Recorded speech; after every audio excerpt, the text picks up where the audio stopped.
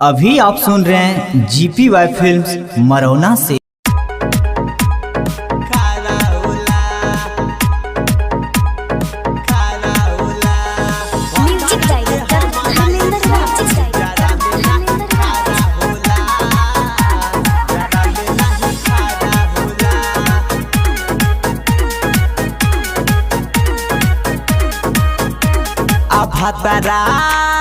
भतारा के हमारा ये सखी जरा में नहीं खारा होला, जरा में नहीं खारा होला। आधे बड़े चटेला होठलाली भतारा के न खारा होला, भतारा के न खारा होला।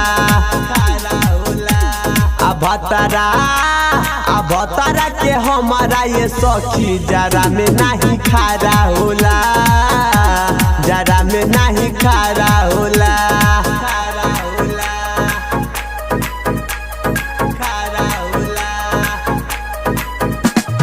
भतारा के हमारा ये सखी जरा में नहीं खारा होला।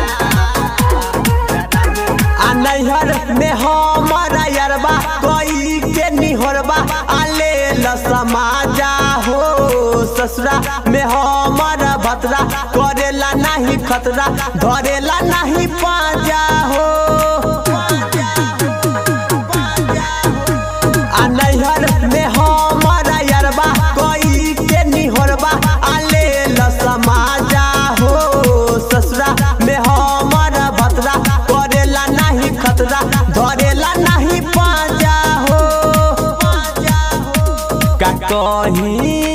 का कही तोहरा ये सखी भतारा के न खारा होला, कबो नहीं खारा होला। आधे बड़े खोलेला काना बाली भतारा के न खारा होला, भतारा के न खारा होला।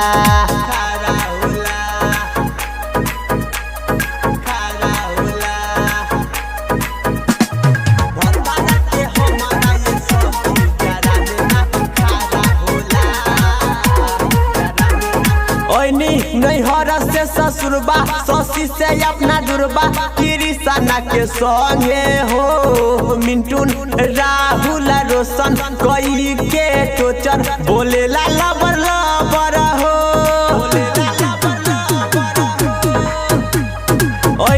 नैहर से ससुरबा ससी से अपना दुर्बा किरिसाना के संगे हो, मिंटू राहुल रोशन कोई के टोचर बोलेला लबर लबर हो। भतारा के हमारा ये सखी जरा में नहीं खारा होला, जरा में नहीं खारा होला। आधे बड़े चटेला होठलाली भतारा के न खारा होला, भतारा के न खारा होला।